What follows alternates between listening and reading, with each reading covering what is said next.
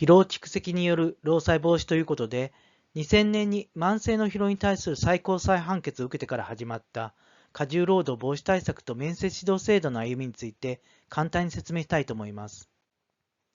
疲労というのは産業保険の分野でどう扱われてきたか。産業医大の先生のお話によりますと、疲労は非常に古くからあるテーマでしたが、当時は今とは全く疲労に対しての捉え方が違っておりまして、労働者が疲労すると生産性が落ちるという考え方が経営者側にありました。そこから疲労の研究をすることで生産性を上げるというような研究がずっと行われてきたということです。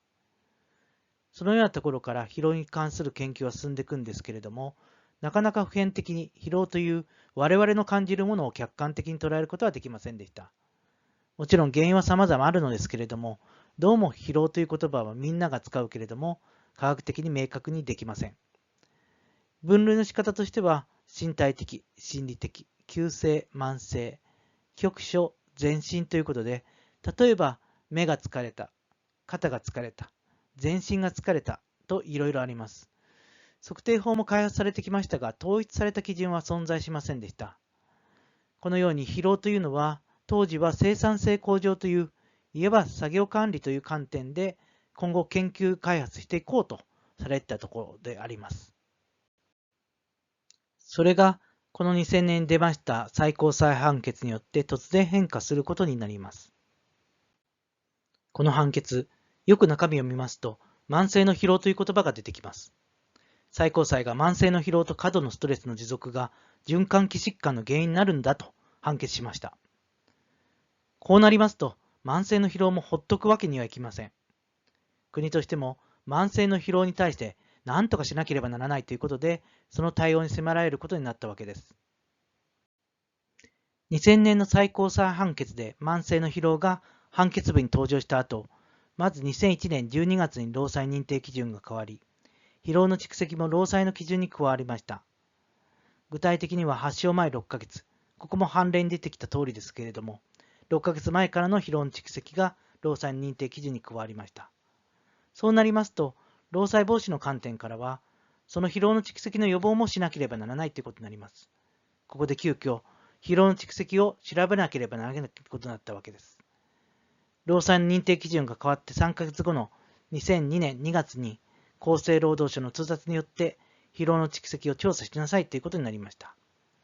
この時は法律に定められたわけではありませんので、取り組みは大企業など一部でしたが、2006年になって労働安全衛生法第66条の8、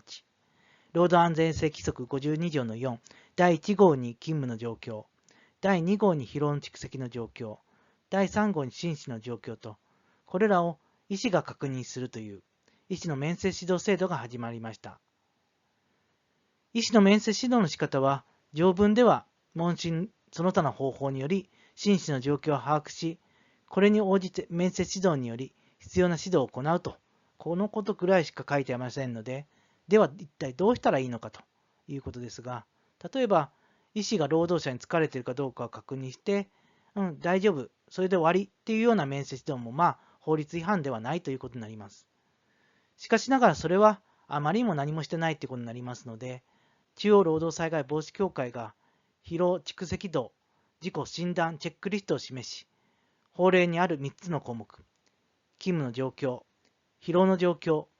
心理の状況、心身の状況が簡単に把握できるようになりました。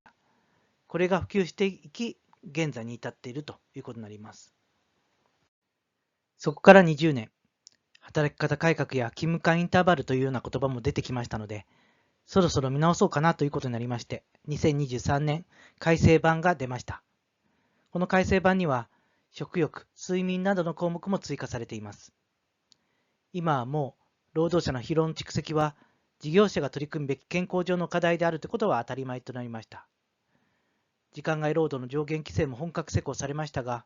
月80時間とか100時間とか、労働時間ばかり注目されますが、疲労の適性があるかどうかの評価が大切であるということは言うまでもありませんので、疲労蓄積度の評価をおろそかにしないよう気をつけてください。労働者の疲労の蓄積を招いている原因を探っていくことが大切です。これによって疲労の解消につなげ、労災防止に向けて職場環境を改善していきましょ